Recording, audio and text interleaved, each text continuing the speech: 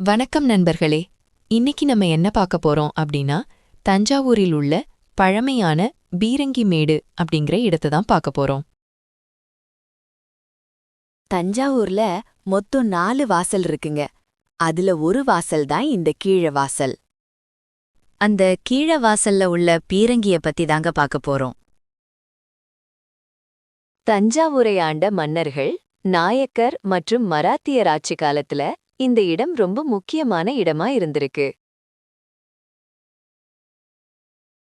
இந்த கோட்டை ரொம்ப உயரமா இருந்த காரணத்தினால் தூரத்திலிருந்து வர எதிரிகளை ரொம்ப ஈஸியா கண்காணிக்க முடியும்.